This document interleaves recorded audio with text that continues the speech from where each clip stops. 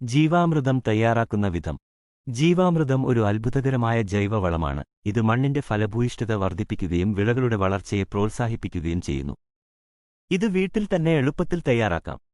ആവശ്യമായ സാധനങ്ങൾ: ദേശീയ ഗോവൃക്ഷത്തിന്റെ ചാണകം, ദേശീയ ഗോവൃക്ഷത്തിന്റെ ഗോമൂത്രം, വെല്ലം, പയർ വർഗ്ഗത്തിന്റെ പൊടി, വെള്ളം, വലിയ പാത്രം അല്ലെങ്കിൽ തൊട്ടി.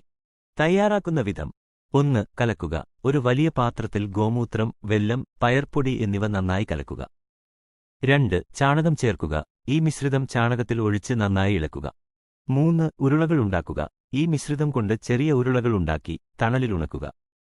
4. ഉപയോഗിക്കുക. ഉപയോഗിക്കുന്നതിന് മുമ്പ് ഉരുളകൾ വെള്ളത്തിൽ ലയിപ്പിച്ച് വിളകളുടെ ചുവട്ടിൽ ഒഴിക്കുക. പ്രധാന കാര്യങ്ങൾ: നല്ല ഗുണമേന്മയുള്ള സാധനങ്ങൾ. എപ്പോഴും ദേശീയ ഗോവൃക്ഷത്തിന്റെ ചാണകവും ഗോമൂത്രവും ഉപയോഗിക്കുക. അളവ്: സാധാരണയായി 100 കിലോ ചാണകത്തിന് 15 ലിറ്റർ ഗോമൂത്രം, 2 കിലോ വെല്ലം, 2 കിലോ പയർപ്പൊടി എന്നിവ ഉപയോഗിക്കുന്നു. ഉണക്കുക. ഉരുളകൾ നന്നായി ഉണക്കുന്നത് പ്രധാനമാണ്. സംഭരിക്കുക. ഉണക്കിയ ഉരുളകൾ തണുപ്പുള്ള, ഉണങ്ങിയ സ്ഥലത്ത് സൂക്ഷിക്കുക. ജീവാമൃതത്തിന്റെ ഗുണങ്ങൾ: മണ്ണിന്റെ ഫലഭൂയിഷ്ഠത വർദ്ധിപ്പിക്കുന്നു. വിളകളുടെ വളർച്ചയെ പ്രോത്സാഹിപ്പിക്കുന്നു. കീടങ്ങളെയും രോഗങ്ങളെയും തടയുന്നു. വിളകളുടെ ഗുണനിലവാരം മെച്ചപ്പെടുത്തുന്നു. പരിസ്ഥിതിക്ക് ഹാനികരമല്ല.